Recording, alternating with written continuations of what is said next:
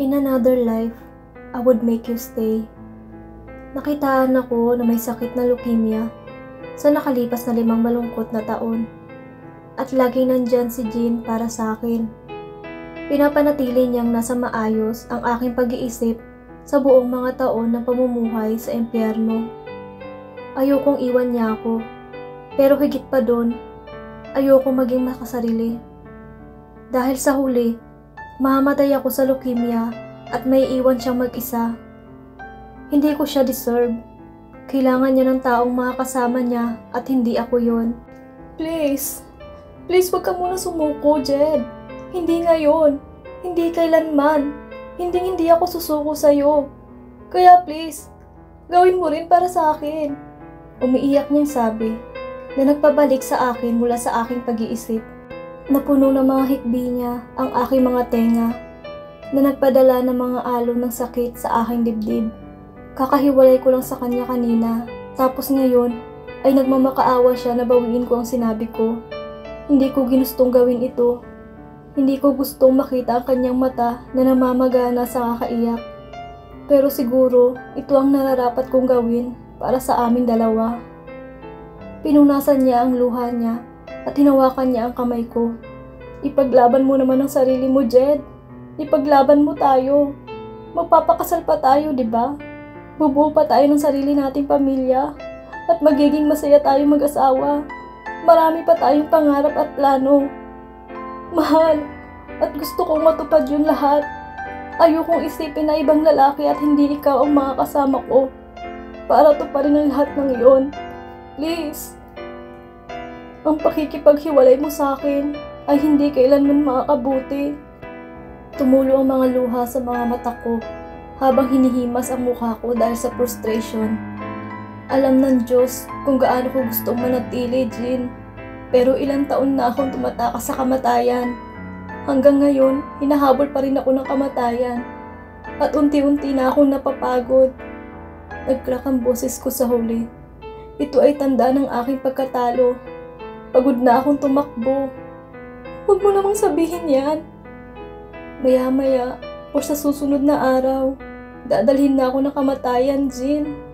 Darating ang panahon. Kailangan nating magpaalam. Bakas sa mukha niya ang sakit at isa pang pagpatak ng luha ang tumulo mula sa kanyang mga mata. Niyakap niya ako ng mahigpit na para bang wala siyang planong bitawan ako. Gagaling ka, Jed. Maniwala ka sa akin. Please naman. Gusto kong maniwala. Pero sinong niloloko ko? Wala pang gamot para sa leukemia. Hindi ako mapapagaling sa oras na ito. Hindi tayo magkakasama sa panahong ito.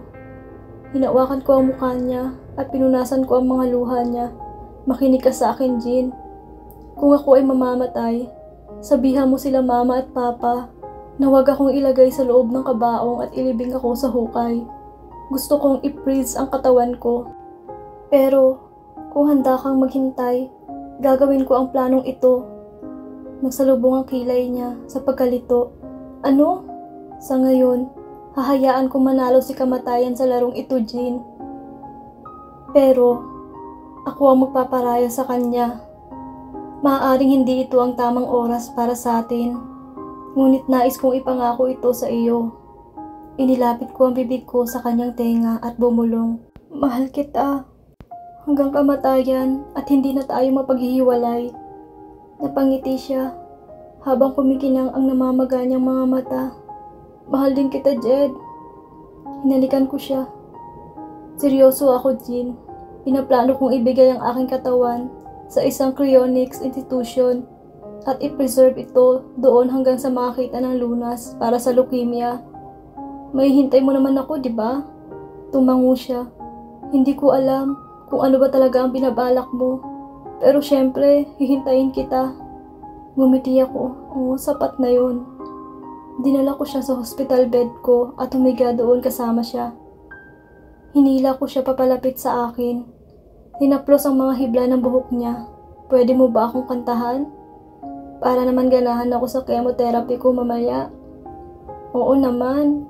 Clearing her throat, hinigpitan niya ang yakap at nagsimulang kumanta. In another life, I would keep all our promises. Be us against the world. Tumibok ang puso ko. Narinig ko ang pangsinghot niya at ang boses niyang basag. Kaya hinila ko siya palapit sa katawan ko.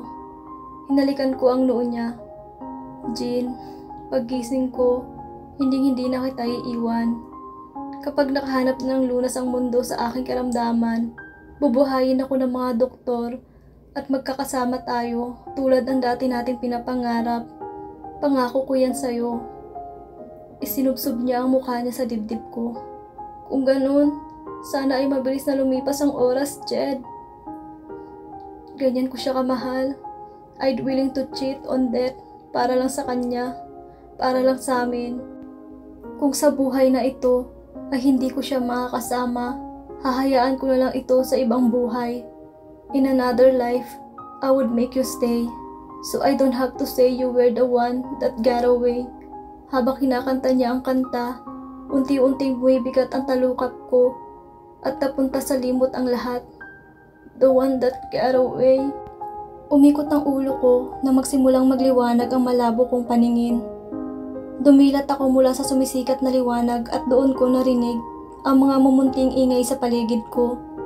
Doon ko napagtanto na sila ay mga doktor at nurse. Nasaan ako? Gising na po siya, Dok. Tingnan mo ang kanyang vital signs.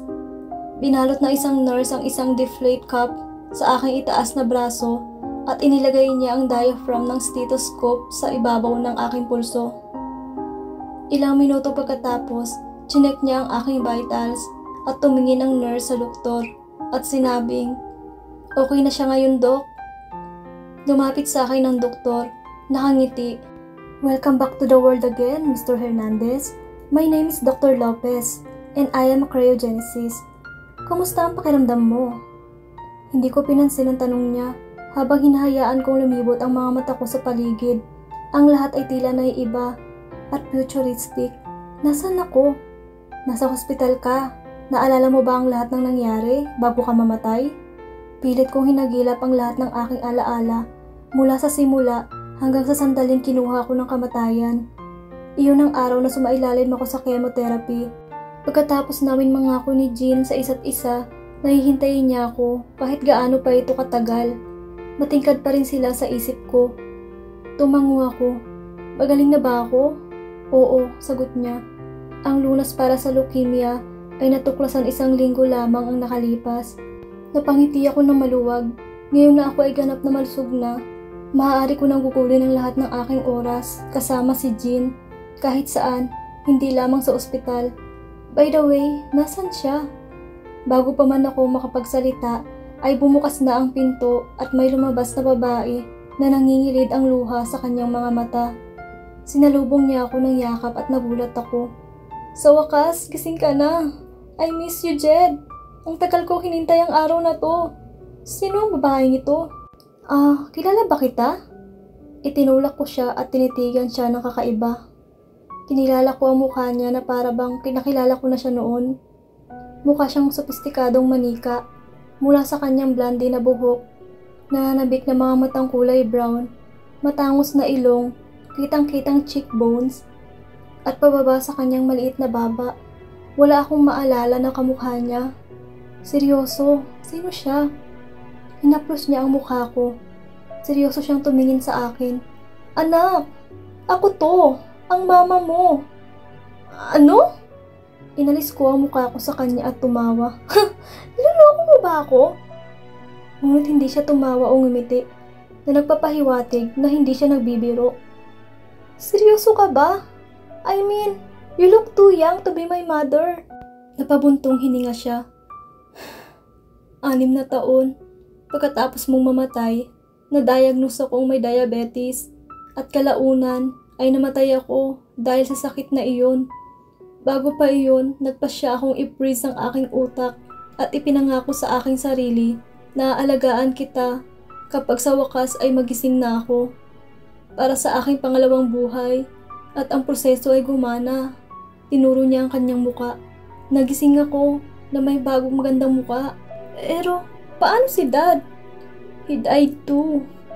Pero hindi na siya nakasunod sa atin. Our company got bankrupt, Jed. He never had the chance to undergo cryonics because of lack of money. Bumigat ang puso ko. Isang patak ng luha ang kumawala sa mata ko habang nakayakap ako sa kanya. How about Jean, ma'am? Nasaan siya? I want to see her. Iniwas niya ang tingin ko. Nagpakasal na siya sa iba, anak. Ang kanyang sagot ay nagpadala ng mga matinding kirot at sakit sa aking dibdib. Ano? Hindi. Umiling ako. May pangako kami sa isa't isa, ma'am. Nangako siya sa akin na hihintayin niya ako. Nasaan siya? Pwede ko ba siya makita? Gusto ko siya makausap. Papunta na sana ako sa pinto nang hawakan niya ang kamay ko. Kaya napatigil ako. Nawawala na siya ng pag-asa na babalik ka pa, Jed. Hindi natin siya masisisi kung bakit siya nagpakasal at bumuo ng sariling pamilya sa iba. Late ka nang nagising, anak. Ano? Bulong ko. Lubos na naguguluhan. Gaano katagal akong nag-elo, ma? Anong year na tayo ngayon? 2085. Sagot niya at nagulat ako. Ang taon ngayon ay 2085, Jed. Namatay na siya. Ilang dekada nang nakalipas. At doon, napaluha ako habang unti-unting nanginginig ang mga tuhod ko. Kaya ito ang kinahinatnan ng pandaraya kay kamatayan. Pinaghiwalay niya talaga kami this time. Nakakatuwa kung paano ko madaya ang hindi may iwasang kamatayan.